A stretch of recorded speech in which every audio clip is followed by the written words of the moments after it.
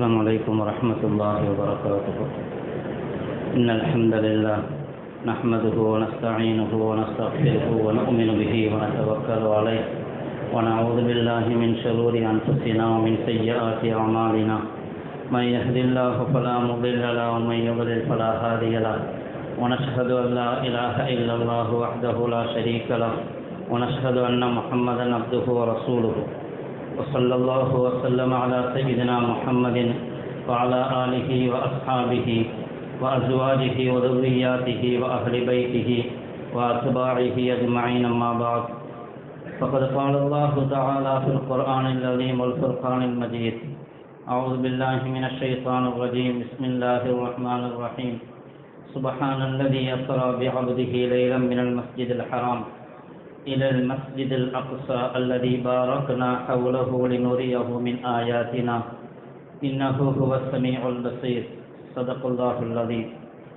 قال النبي صلى الله عليه وسلم: إذا فسد أهل الشام فلا خير فيكم، أو كما قال صلى الله عليه وسلم.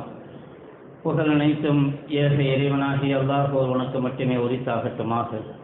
அல்லாஹினுடைய சலாத்தும் சலாமும் அன்பும் அருளும் நம் உயிரினும் மேலான முஹம்மது ரசூலுல்லாஹி ஸல்லல்லாஹு அலைஹி வஸல்லம் அவர்களின் மீதும், அன்னவர்களுடைய தோழர்கள், குடும்பத்தார்கள், அவர்களை பின்பற்றி வந்த தாபிஈன்கள், தபஉ தாபிஈன்கள், ஃபுகஹாக்கள், ஷுஹதாக்கள், நல்லவர்கள் நம் அனைவரின் மீதும் என்றென்றும் நின்று நிலவட்டுமாக. அல்லாஹினுடைய மேலான ரஹ்மத்தையும் அவனுடைய பொருத்தத்தையும் பெற்றுக்கொண்ட நல்லடியார்களுடைய கூட்டத்திலே அல்லாஹ் நம்மை கபூல் செய்தல்வானாக. வாழும் காலமெல்லாம் நிம்மதியாகவும் ஆரோக்கியமாகவும் வாழக்கூடிய பெரும் பாக்கியத்தை அல்லாஹ் நம் அனைவருக்கும் தந்தருள்வானாக. பெய்யக்கூடிய மழையை நமக்கு பயனுள்ளதாக ஆக்கியருள்வானாக. அதனுடைய எல்லா விதமான தீங்குகளை விட்டும் சமுதாயத்தை பாதுகாத்தருள்வானாக.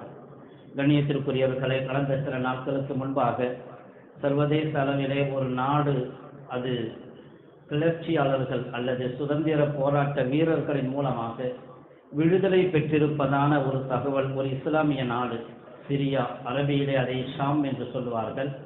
சிரியா விடுதலை பெற்றிருப்பதாக, அதாவது அடக்கியாளக்கூடிய சர்வாதிகாரத்தினுடைய உச்சியில் இருந்து கொண்டு ஆட்சி செய்தவர்கள் ஏறத்தாழ 50 ஆண்டு காலமாக 1970களில் இருந்து இன்று வரையிலும், முதலில் ஹாஃபிஸ் அல் அசத், அதுக்கு பிறகு இப்பொழுது 2000ஆம் ஆண்டிலிருந்து பஷார் அல் அசத் ஆட்சி செய்து கொண்டிருந்தார்கள் சிரியாவை.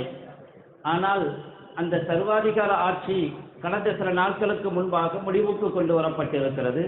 அந்த நாட்டில் எழுந்த கிளர்ச்சி குழுவின் மூலமாக, சுதந்திர தாகத்தின் மூலமாக ஏற்பட்ட ஒரு போராட்டத்தின் மூலமாக அது முடிவுக்கு வந்திருக்கிறது.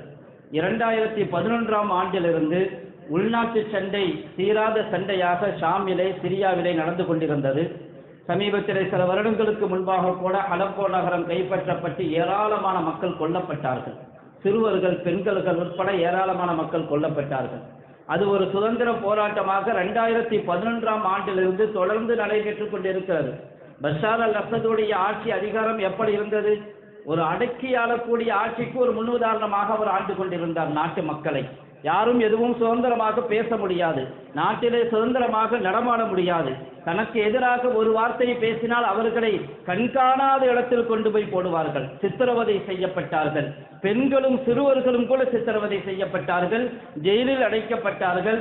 பல சமயங்களில் வெளிநாட்டுக்காரர்கள் கூட ஏதோ ஒரு காரணத்திற்காக உள்ளே அடைத்து வைக்கப்படுவார்கள். நீண்ட காலமாக அந்த சிறைச்சாலையில எந்த வசதியும் இல்லாமல் கொடுமைப்படுத்தப்பட்டார்கள். ஏறத்தாழ லட்சக்கணக்கான மக்கள், 4 லட்சம் மக்கள் வரையிலும் அதில் அவர்கள் கொல்லப்பட்டிருக்கிறார்கள். பல கோடிக்கும் அதிகமான மக்கள் வீட்டை இழந்திருக்கிறார்கள். அப்படிப்பட்ட ஒரு மோசமான சூழ்நிலை தான் சிரியாவிலே கடந்த காலத்தில் நடந்து கொண்டிருந்தது.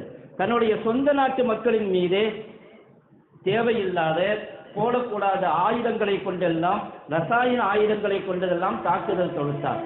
அப்படிப்பட்ட ஒரு ஆட்சியால் அவ்வப்போது தேர்தலும் நடக்கும். ஜனநாயக நாடு என்று பெயர் தான் சிரியாவுக்கு. அல் ஜும்ஹூரியா சூரியா என்றுதான் பெயர். அது ஒரு ஜனநாயக நாடு.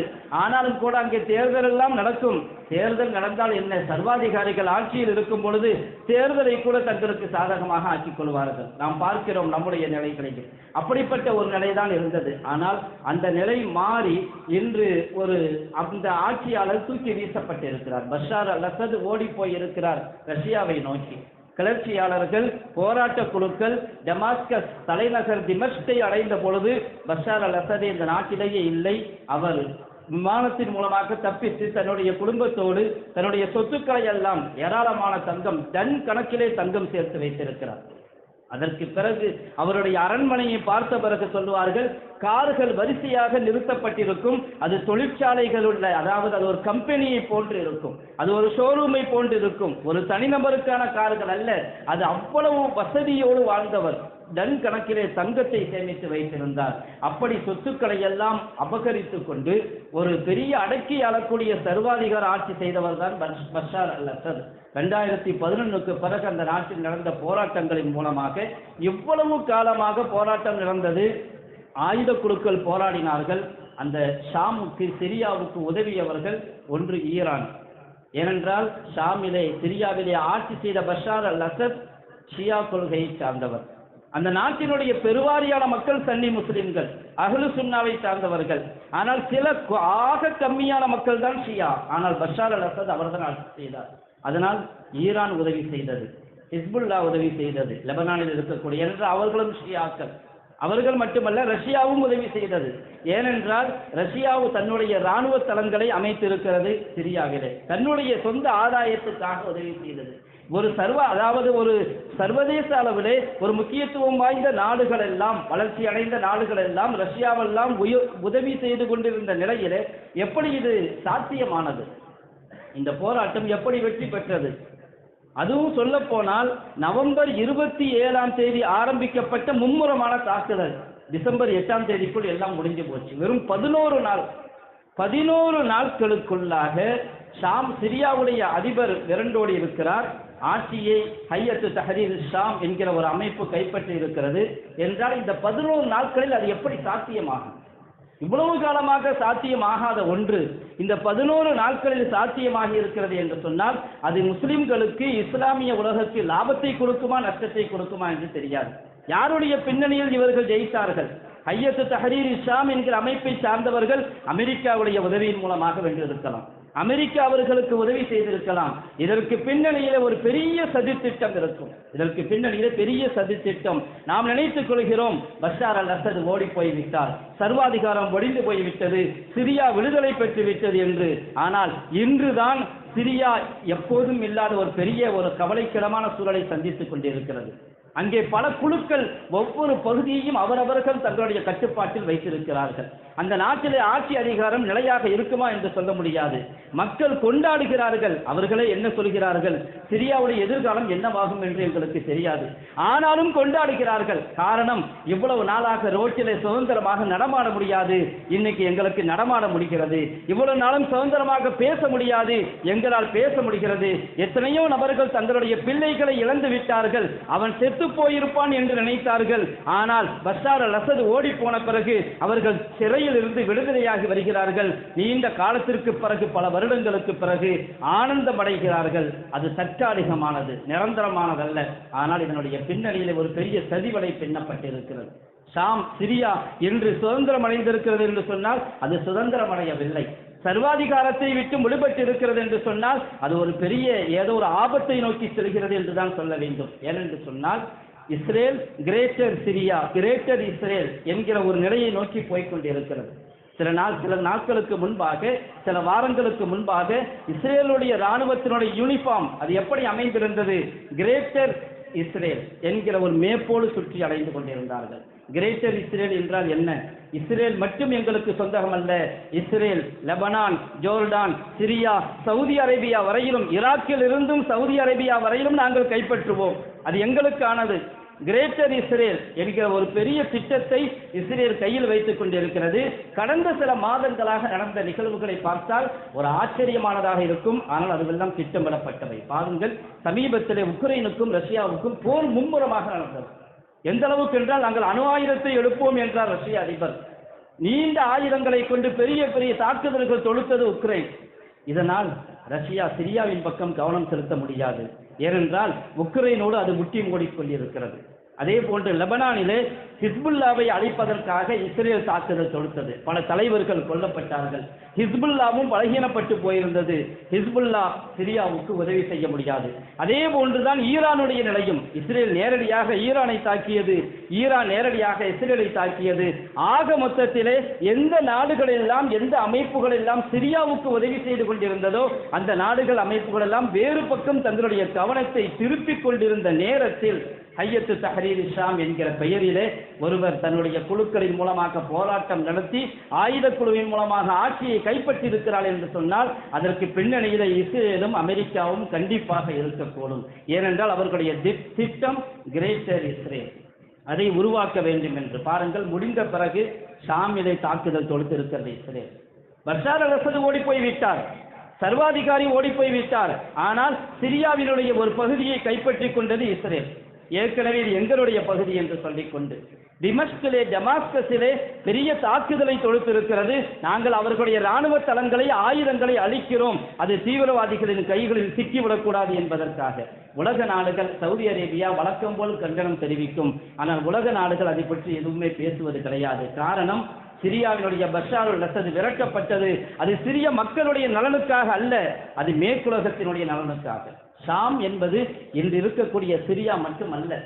சிரியா மட்டுமல்ல, குர்ஆனிலே அந்த பூமியை பற்றி பரக்கத்தான பூமி என்று சொல்லப்பட்டிருக்கிறது. ஸல்லல்லாஹு அலைஹி வஸல்லம் அவர்கள் ஷாம் என்று சொல்லி இருக்கிறார்கள்.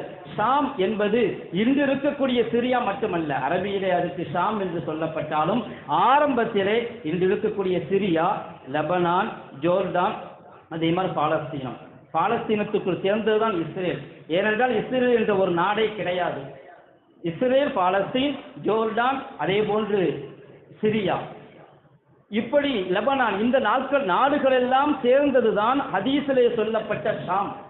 ஸல்லல்லாஹு அலைஹி வஸல்லம் அவர்கள் சொன்னார்கள், துஃப்தஹு அலைக்குமுஷ் ஷாம், ஷாம் வெற்றி கொள்ளப்படும் என்றார்கள். சதுஃப்தஹு, விரைவில் வெற்றி கொள்ளப்படும் என்று சொன்னார்கள். ஸல்லல்லாஹு அலைஹி வஸல்லம் அவருடைய காலத்திலேயே முஸ்லிம்கள் ஷாமுக்குள் நுழைந்தார்கள். ஆனால் நிறைவான வெற்றியை பெற்றது ஹஜ்ரத் உமர் ரலியல்லாஹு தன்னுடைய ஆட்சி காலத்திலே ஷாம் வெற்றி கொள்ளப்பட்டது. லெபனான், ஜோர்டான் உள்ளிட்ட பாலஸ்தீன் உள்ளிட்ட எல்லா நிலப்பகுதிகளும் இஸ்லாத்தினுடைய கொடியின் கீழ் வந்தது. ஸல்லல்லாஹு அலைஹி வஸல்லம் அறிவித்த வாக்குறுதி நிறைவேற்றப்பட்டது. சதுஃப்தஹு அலைக்குமுஷ் ஷாம், அது வெற்றி கொள்ளப்பட்டு விட்டது. அந்த நாடு வெற்றி கொள்ளப்பட்டு விட்டது. அதற்கு பிறகு அகண்ட சிரியாவாகத்தான் இருந்தது. இன்று இருப்பது போன்று ஜோர்டான் தனியாக, லெபனான் தனியாக இருக்கவில்லை. ஹிலாஃபத்தை உஸ்மானியா 1923 வீழ்த்தப்படும் வரையிலும் அது ஒரே நாடாக இருந்தது. ஆனால் அதற்கு பிறகு கிரேட்டர் இஸ்ரேல் அல்ல, கிரேட்டர் ஷாம் தான் உருவாக்கப்பட வேண்டும். அது முஸ்லிம்களின் இலக்காக இருக்க வேண்டும். ஸல்லல்லாஹு அலைஹி வஸல்லம் அவர்கள் ஷாம் என்று அதைத்தான் சொன்னார்கள். இவர்கள் கிரேட்டர் சிரியாவுக்காக எந்த முயற்சியும் செய்யவில்லை. ஆனால் கிரேட்டர் இஸ்ரேலுக்காக முயற்சி செய்து கொண்டிருக்கிறார்கள். சூழ்நிலைகள் அப்படித்தான் போய்கொண்டிருக்கிறது. அந்த கிலாஃபத்தை உஸ்மானியா வீழ்கிறது. அதற்கு பிறகு ஆங்கிலேயன், பிரான்ஸ் இரண்டு பேரும் சேர்ந்து சிரியாவை பல துண்டுகளாக பிரிக்கிறார்கள். இன்று பிரிக்கப்பட்டிருக்கிறது சிரியா, லெபனான், ஜோர்டான், அதே போன்று பாலஸ்தீன், அதோடு இஸ்ரேல் என்கிற ஒரு நாட்டையும் உருவாக்கி கொடுத்தார்கள். ஒரு நாடு துண்டு துண்டாக பிரிக்கப்பட்டுச்சு, பல துண்டுகளாக உடைக்கப்பட்டது. எதற்காக? கிரேட்டர் இஸ்ரேலை உருவாக்க வேண்டும் என்கிற அப்போதைய திட்டத்தோடு தான். அதோடு தான் அப்பொழுது ஒரு பெரிய திட்டம் போடப்பட்டு தான் உடைக்கப்பட்டது. இன்னைக்கு ஒரு சிறிய சிரியா, அதுவும் அங்கே போராட்டங்கள் நடந்து அது எதிரிகளுடைய கையில் தான் சிக்கிக் கொள்ளுமோ, எதிர்காலம் எப்படி இருக்கும் என்று தெரியாது. வரப்போற நாட்களில் சிரியாவில் என்ன நடக்கும் என்று தெரியாது. இஸ்ரேலுடைய திட்டம்தான் வெற்றி பெறுமோ என்று அஞ்ச வேண்டிய ஒரு நிலை. ஏனென்றால் அவனுடைய கைதான் இப்பொழுது அங்கே ஓங்கி இருக்கிறது. ஆட்சி செய்வதற்கு உருப்படியான தலைமை கிடையாது. எப்படி ஈராக்கிலே சதாம் ஹுசைன், அதோடு கதை முடிஞ்சு போச்சு, அதே மாதிரி தான் இங்கேயும் நடக்கப் போகிறது. ஆனால் ஒரு செய்தி மட்டும் உண்மை, ஸல்லல்லாஹு அலைஹி வஸல்லம் அவர்கள் தங்களுடைய ஹதீஸின் மூலமாக பல முன்னறிவிப்புகளை கொடுத்திருக்கிறார்கள் ஷாம் தேசத்திற்கு. ஷாம் தேசம் தொடர்பாக பல செய்திகளை சொல்லியிருக்கிறார்கள். குர்ஆனிலே ஷாம் என்பது அது ஒரு சாதாரண பகுதி அல்ல, அது அல் அர்துல் முகத்தஸா, யா கௌமி துகுலுல் அர்தல் முகத்தஸ, அல்லாஹ் குர்ஆனிலே சொல்லுவான், பரிசுத்தமாக்கப்பட்ட பூமிக்குள் நுழையுங்கள் என்று. மூசா அலைஹிஸ்ஸலாமுடைய சமுதாயத்தினரை பார்த்து, அது பரிசுத்தமான பூமி, புனிதமான பூமி, அதே போன்று பரக்கத் செய்யப்பட்ட பூமி என்று குர்ஆன் சொல்லும். ஸல்லல்லாஹு அலைஹி வஸல்லம் அவர்கள் ஹிஜ்ரத் அதாவது மிஅராஜ் செல்லும் பொழுது மக்காவிலிருந்து சென்றார்கள். மிஅராஜ் செல்லும் பொழுது முதலாவதாக ஷாமுக்கு தான் சென்றார்கள். பைத்துல் முகத்தஸிலே போய் ஜமாத் நடத்தினார்கள், தொழுதார்கள். எல்லா நபிமார்களுக்கும் ஷாம் என்பது அர்துல் அம்பியா, அது நபிமார்களுடைய பூமி, சாதாரணமான பூமி அல்ல, அது புனிதமான பூமி. ஏராளமான நபிமார்கள் அங்கே வந்திருக்கிறார்கள். இப்ராஹிம் அலைஹிஸ்ஸலாம், லூத் அலைஹிஸ்ஸலாம் ஷாம் தேசத்திற்கு எதிர்த்து சென்றிருக்கிறார்கள். மூசா அலைஹிஸ்ஸலாம், யஹ்யா அலைஹிஸ்ஸலாம், ஜக்கரியா அலைஹிஸ்ஸலாம், இப்படி ஏராளமான நபிமார்களை கொண்ட பூமி தான் ஷாம் தேசம். அங்கே ஈசா அலைஹிஸ்ஸலாம் அவர்களும் ஷாம் தேசத்தில் தான் இறங்குவார்கள். உயிரோடு வானத்திலே உயர்த்தப்பட்டு இருக்கிறார்கள் என்று குர்ஆன் சொல்லும். கியாமத்துடைய சமயத்திலே அவர்கள் டெமஸ்கினுடைய மினராவின் வழியாகத்தான் ஈசா அலைஹிஸ்ஸலாம் இறங்குவார்கள் என்பதை ஸல்லல்லாஹு அலைஹி வஸல்லம் அவர்கள் சொன்னார்களே, அது நடக்கப் போகிற பூமியும் டெமாஸ்கஸ் தான், சிரியா தான், அந்த ஷாம் என்கிற அகண்டு விருந்த பூமியில் தான். அது மட்டுமல்ல, ஹிஜாஸில் இருந்து மஹ்தி அலைஹிஸ்ஸலாம் ஹிஜ்ரத் செய்து வரக்கூடிய இடமும் ஷாம் தான். ஷாமுக்கு நிறைய வரலாற்று சிறப்பும் இருக்கிறது. எதிர்காலத்திலே கியாமத்துக்கு முன்பாக நடக்க வேண்டிய நிறைய காரியங்களும் அந்த பூமியில் தான் நடக்கப் போகிறது என்பதை ஸல்லல்லாஹு அலைஹி வஸல்லம் அவர்கள் முன்பே நமக்கு சொல்லிக் கொடுத்திருக்கிறார்கள். நாம் என்ன நடக்கிறது, நீண்ட காலமான யுத்தம், எதற்காக சண்டை போடுறாங்க, ஏன் யுத்தம் செய்யறாங்க, பேசாம எல்லாரும் அமைதியா இருந்திருக்கலாமே அப்படின்னு ஒரு 4 பேர் 4 மூலையிலிருந்து யோசிக்கலாம். ஆனா உலகம் அப்படி இருக்காது, அமைதியாக இருக்காது. உலகப் போரையும், முதல் உலகப் போரையும், 2ஆம் உலகப் போரையும் பார்த்த பிறகு 3வது உலகப் போரை நோக்கி உலகம் சென்று கொண்டிருக்கும் நிலையில அமைதியா இருந்தால் என்ன என்று மூளையில் இருந்து யோசிப்பவர்கள் மட்டும்தான் சொல்ல முடியுமே தவிர உலகம் அப்படி இருக்காது. அப்படி நாமும் அப்படி இருந்தால் ஒட்டுமொத்தமாக அத்துணை பேரையும் அழித்து விடுவார்கள். அவ்வளவு பெரிய திட்டம். ஸல்லல்லாஹு அலைஹி வஸல்லம் அவர்கள் சொன்னது சத்தியமாக கண்டிப்பாக நடக்கும். ஆனால் அதற்கு முன்பாக என்னவெல்லாம் நடக்கும், எல்லாமே நடக்கத்தான் செய்யும். தஜ்ஜாலை பார்க்கிறார்கள் யூதர்கள். தஜ்ஜாலுக்கு மசீஹா என்று பெயர் வைத்திருக்கிறார்கள். அவரை எதிர்பார்த்து கொண்டிருக்கிறார்கள். மேற்குலகமும் இஸ்ரேலும் சேர்ந்து தஜ்ஜாலுடைய வருகைக்கான எல்லா ஏற்பாடுகளையும் செய்து கொண்டிருக்கிறார்கள். அதற்கான முயற்சிகளை செய்து கொண்டிருக்கிறார்கள். ஆனால் முஸ்லிம் உலகம் மஹ்தி அலைஹிஸ்ஸலாம் வருவதற்கான எந்த ஏற்பாடை செய்கிறார்கள்? நம்ம எல்லாம் ஆறுதல் அடைஞ்சுக்கிறோம், மஹ்தி அலைஹிஸ்ஸலாம் வருவாங்க, மஹ்தி அலைஹிஸ்ஸலாம் வருவாங்கங்கிறது உண்மை. ஆனா நம்ம பாட்டுக்கு பேசாம உட்கார்ந்துட்டு இருந்தா வருவாங்க அப்படின்னு சொல்லி கொண்டு இருக்க முடியாது. ஆனால் எதிரிகள் அதற்கான ஏற்பாடுகளை ஸல்லல்லாஹு அலைஹி வஸல்லம் அவர்கள் இப்படி சொன்ன செய்தி நம்மை விட எதிரிகளுக்கு நல்லா தெரியும். இந்த ஷாம் ஒரு நேரத்திலே முஸ்லிம்களுடைய கையிலே போகும். ஈசா அலைஹிஸ்ஸலாம் வருவார்கள், மஹ்தி அலைஹிஸ்ஸலாம் வருவார்கள். இது எல்லாம் எதிரிக்கும் தெரியும். அதனால தான் அவன் பெண்களையும் சின்ன குழந்தைகளையும் அடிச்சு கொள்றதுக்கு காரணம் அதுதான். அவன் படித்திருக்கிறான், இஸ்லாத்தை பற்றி, ஹதீஸை பற்றி, மார்க்கத்தை பற்றி நம்மை விட தெளிவாக படித்தவன் யூதன். பெண்களை அடித்துக் கொள்வதும் பச்சிளம் குழந்தைகளை கொள்வதற்கு காரணமும் அதுதான். இவர்கள் வளர்ந்து வரக்கூடாது, இது அப்படியே தேய்ந்து போக வேண்டும் என்று எல்லாம் நடக்கும். ஆனால் ஸல்லல்லாஹு அலைஹி வஸல்லம் அவர்கள் சொன்னதும் நடக்கும். எப்பொழுது நடக்கும்? நாம நினைக்க கூடாது மஹ்தி அலைஹிஸ்ஸலாம் நாளைக்கே வந்துடுவாங்க என்று, அல்லது அடுத்த வருஷம் வந்துடுவாங்க, கியாமத்து வந்துருச்சு, உலகத்துல என்னென்னமோ நடக்குது, அல்லாஹு ஆலம். கியாமத்து எப்பொழுது வரும் என்பதை அல்லாஹ் அறிந்தவன். அது பல வருடங்களாக இருக்கலாம், அல்லது பல 100 வருடங்கள் கழித்து வரலாம், அல்லது பல 1000 வருடங்கள் கழித்து கூட வரலாம், நமக்கு தெரியாது. நாளைக்கு கியாமத்தை எதிர்பார்க்க முடியாது. நிறைய அடையாளங்கள் வர வேண்டி இருக்கிறது. பல 1000 வருடங்கள் கூட இருக்கலாம். எப்பொழுது வரும் என்பதை நாம் எந்த காரணம் கொண்டு முடிவு செய்ய முடியாது. ஆனால் அதே சமயத்திலே இஸ்லாத்தினுடைய மர்கஸ் வந்தது மக்காவும் மதீனாவும் ஆரம்பத்திலே. ஆனால் உலகத்தினுடைய இறுதி நாளில் இஸ்லாமும் ஈமானும் நிலைத்து நிற்கக்கூடிய பூமி ஷாம் தான். ஸல்லல்லாஹு அலைஹி வஸல்லம் சொன்னார்கள், இதா ஃபஸத அஹ்லு ஷாம் ஃபலா கைர ஃபீக்கும். ஷாம் வாசிகள் கெட்டு போய் விடுவார்களேயானால் உங்களுக்கு எந்த நலவும் கிடையாது என்று சொன்னார்.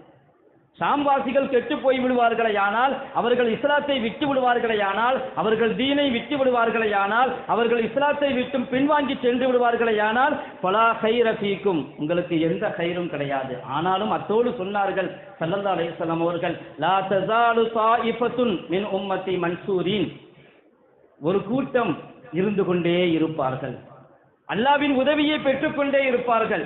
அந்த பூமியிலே ஒரு கூட்டம் இருந்து கொண்டே இருக்கும், அல்லாஹ்வுடைய உதவியை பெற்றுக்கொண்டே இருப்பார்கள். லா யதுர்ருஹும் மன் கதலஹும், அவர்களை எவன் கேவலப்படுத்தினாலும் அவர்களுக்கு எந்த தீங்கும் விளைவிக்காது.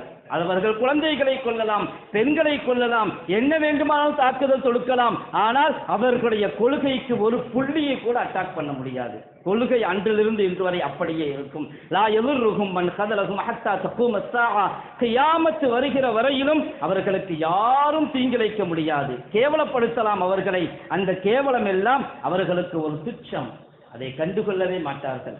அப்படிப்பட்ட ஒரு கூட்டம் அந்த பூமியில இருந்து கொண்டே இருப்பார்கள் என்றார்கள் ஸல்லல்லாஹு அலைஹி வஸல்லம் அவர்கள். எனவே அது ஒரு நேரம் வரத்தான் செய்யும். அது மட்டுமல்ல, உலகத்தினுடைய இறுதி நாளில் ஒரு யுத்தம் நடக்கும். உண்மையையும் பொய்யையும் பிரித்து காட்டக்கூடிய ஒரு யுத்தம் நடக்கும்.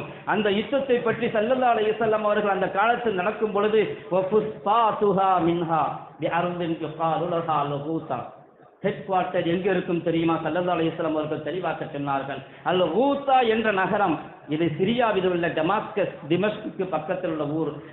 அந்த ஊரினுடைய பெயரை குறிப்பிட்டு சொன்னார்கள் ஸல்லல்லாஹு அலைஹி வஸல்லம் அவர்கள். முஸ்லிம்களுடைய ஹெட் குவார்ட்டர் அல் லஹூதா, டமாஸ்கஸுக்கு பக்கத்தில் இருக்கும் என்று சொன்னார்கள். அதுவெல்லாம் இன்று நடக்கிறது என்றோ சமீபத்தில் நடந்துவிடும் என்றோ நாம கற்பனை செய்துவிட முடியாது. நடப்பதற்கென்று ஒரு காலம் உண்டு. அது கண்டிப்பாக அது நடந்தேறும், நடக்கத்தான் செய்யும். யுத்தங்கள் நடக்கும், நடந்து கொண்டே இருக்கும். ஆனால் மஹ்தி அலைஹிஸ்ஸலாம் வருவார்கள் என்று மட்டும் சொல்லிவிட்டு அமைதியாக இருப்பது இருக்கிறது.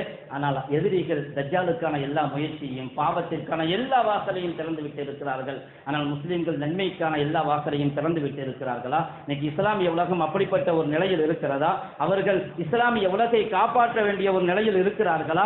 இஸ்லாமிய உலகம் அரசியல் ரீதியாக ஸல்லல்லாஹு அலைஹி வஸல்லம் அவர்கள் ஹதீஸிலே சொன்ன செய்தி ஏராளம். ஆனால் அதற்கெல்லாம் இந்த இஸ்லாமிய உலகம் எப்படி எதிர்கொள்ளப் போகிறது என்று தெரியவில்லை.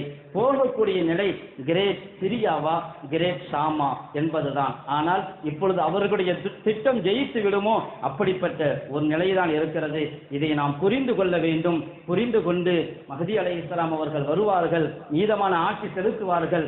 அந்த நீதத்தை உலகத்திலே நிலைநாட்டுவதற்காக நாம் முயற்சிக்க வேண்டும். பாவங்கள் ஒழிக்கப்பட வேண்டும். எல்லா இடங்களிலும் நன்மைகள் மட்டுமே இருக்க வேண்டும். இதைத்தான் மஹ்தி அலைஹிஸ்ஸலாம் அவர்கள் செய்வார்கள். அவர்களுடைய கலீஃபாக்களாக இருந்து நாம் இந்த உலகத்திலே எல்லா பாவங்களை விட்டும் அப்புறப்படுத்தப்பட வேண்டும். முதலாவதாக முஸ்லிம்கள் தங்களுடைய பாவங்களை விட்டு இஸ்லாத்தின் பக்கம் முழுமையாக அடியெடுத்து வைக்க வேண்டும். அதில்தான் அல்லாஹ்வுடைய உதவி இருக்கிறது. இதன் மூலமாக நாம் படிப்பினை பெற வேண்டியதுதான். அத்தோடு நம்முடைய ஈமானையும் பாதுகாத்துக் கொள்ள வேண்டும். நடக்கக்கூடிய நிகழ்ச்சிகளை பார்த்து நம்முடைய ஈமானிலே சந்தேகம் வந்து விடக்கூடாது. ஸல்லல்லாஹு அலைஹி வஸல்லம் அவர்கள் சொன்னது கண்டிப்பாக நடக்கும். அதை நோக்கித்தான் உலகம் போய்கொண்டிருக்கிறது. அதே போன்று அநியாயக்காரர்கள் எந்த காலத்திலும் வெற்றி பெற மாட்டார்கள். என்றாவது ஒரு நாள் அவர்கள் சர்வாதிகாரம் ஒழிக்கப்படும் என்பதற்கும் இந்த சிரியாவினுடைய நிகழ்வு நமக்கு ஒரு படிப்பினை. அல்லாஹ் விளங்குவதற்கு தௌஃபீக் செய்தல்வானாக. துஆவும் செய்ய வேண்டும் எல்லா காலங்களிலும், எல்லா நேரங்களிலும். எங்களுடைய தீனையும் இஸ்லாத்தையும் ஈமானையும் சரியாக்கிக் கொண்டு நம்முடைய கொள்கையை சரிப்படுத்திக் கொண்டு ஹக்கின் பக்கம், உண்மையின் பக்கம் அடியெடுத்து வைத்து உலகத்திலே சத்தியத்தை நினைக்க செய்வதற்கான முயற்சிகளை செய்வதற்கு அல்லாஹ் தௌஃபீக் செய்தல்வானாக. எல்லா விதமான ஷர்றுகள், ஃபசாதுகள், குழப்பங்களை விட்டும் இந்த சமுதாயத்தை பாதுகாத்தல்வானாக. எதிரிகளுடைய எல்லா சூழ்ச்சிகளை விட்டும் இஸ்லாமிய சமுதாயத்தை பாதுகாத்தல்வானாக. ஒட்டுமொத்த முஸ்லிம் சமுதாயத்தையும் பாதுகாத்தல்வானாக. மழையின் மூலமாக எந்த தீங்கையும் வராமல் இந்த மக்களை பாதுகாத்தல்வானாக. தீங்கு தரக்கூடிய மழையை விட்டும் பாதுகாத்து பெய்யக்கூடிய மழையை ஸல்லல்லாஹு அலைஹி வஸல்லம் அவர்கள் துஆ செய்தது போல் அல்லாஹும்ம ஸய்யிபன் நாஃபியா, பலன் தரக்கூடிய மழையை அல்லாஹ் நமக்கு தந்தல்வானாக. இன்று நேற்று நடந்திருக்கக்கூடிய ஆஸ்பத்திரியில் நடந்த ஒரு தீ விபத்திலே பலர் கொல்லப்பட்டிருக்கிறார்கள், இறந்து போயிருக்கிறார்கள்.